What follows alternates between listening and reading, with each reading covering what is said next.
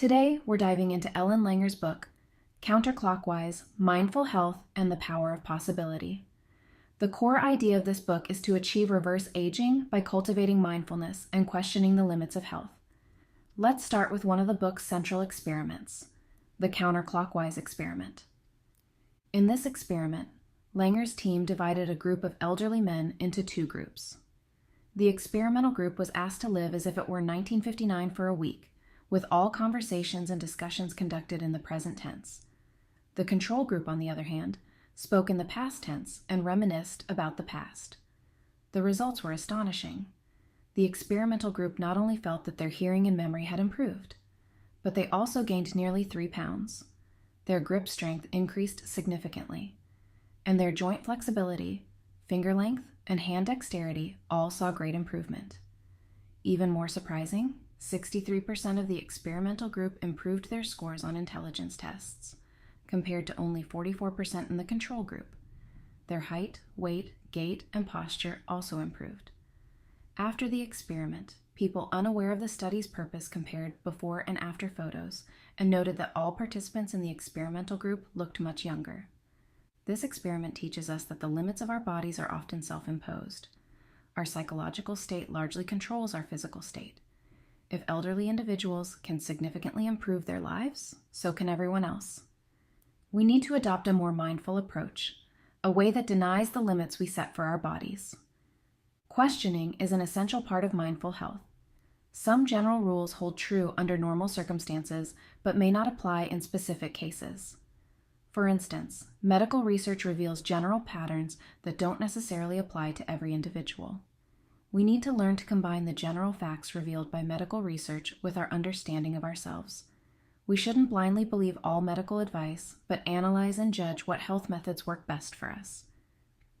The power of mindfulness lies in noticing new things. The more mindful we are, the more likely we are to notice the red dots on ourselves and remove them promptly.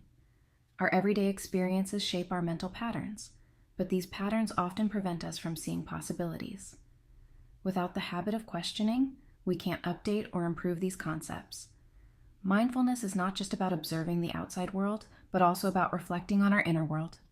It helps us break established thinking patterns and see more possibilities.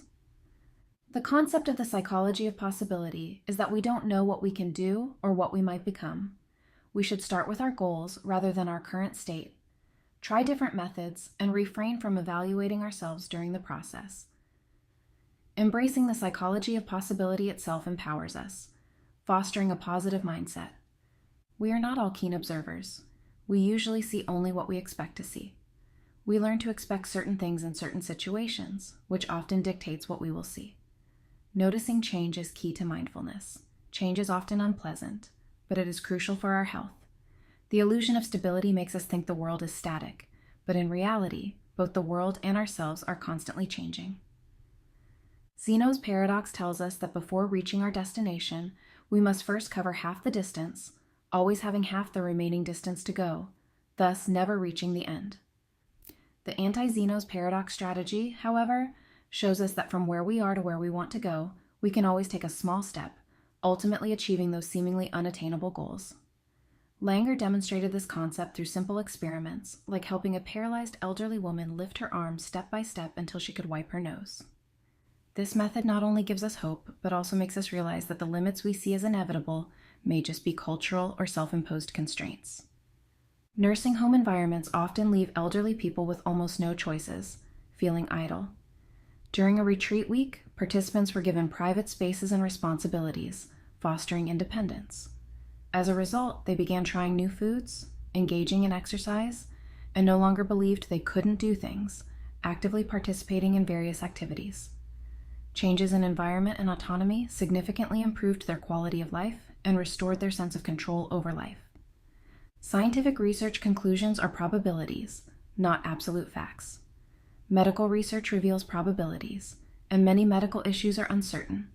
We must participate in health-related decisions and not relinquish control due to lack of certainty. While doctors' diagnoses are important, we also need to rely on our feelings and experiences, actively engaging in treatment and health management. A positive mindset directly affects our health. Those with a positive attitude towards their health and aging tend to live longer. Maintaining a positive mindset is more effective than exercising, maintaining a proper weight, or not smoking.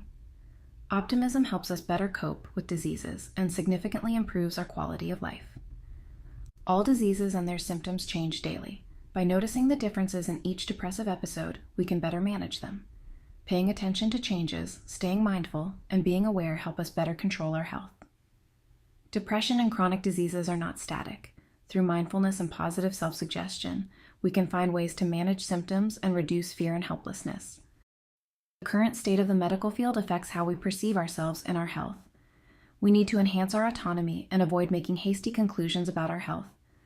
By focusing on changes and broadening our self-concept, we can avoid one-size-fits-all diagnoses and pay attention to changes in ourselves and those around us.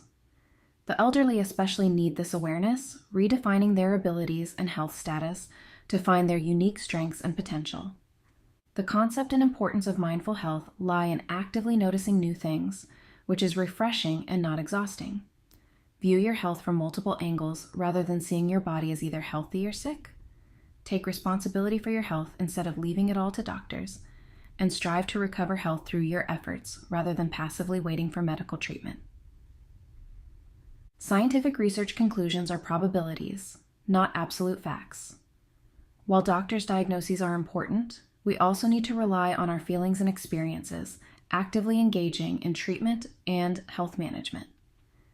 By understanding uncertainties in medicine, questioning traditional health beliefs, and breaking the mold, we can better control our health through a multidimensional view and a mindful health mindset.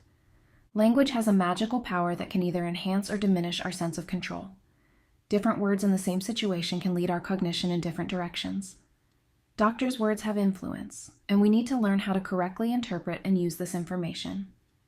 Sometimes speculative tones may be understood as certain and sometimes not. It's important to understand that when doctors use a speculative tone, we may interpret it as definitive.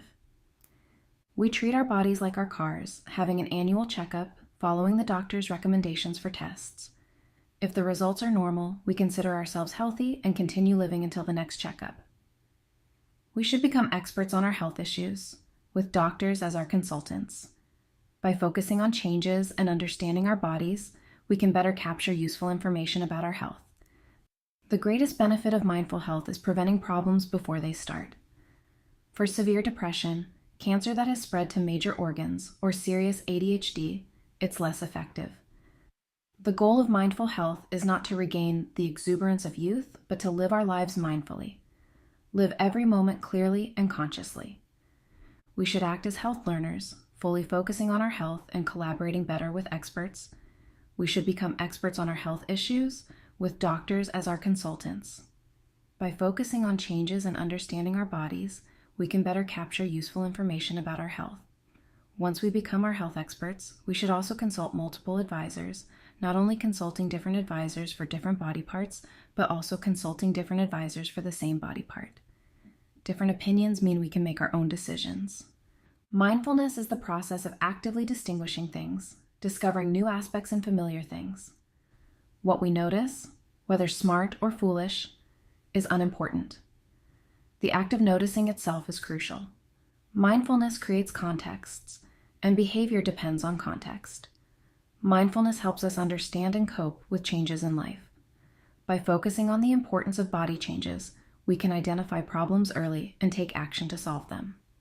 Mindful writing can improve health in many ways, including reducing stress, enhancing the immune system, lowering blood pressure, improving lung and liver function, shortening hospital stays, boosting mood, enhancing psychological well-being, and reducing depressive symptoms before tests. The anti-Zeno strategy is, from where we are to where we want to go, we can always take a small step. If we take that small step, we can take the next step.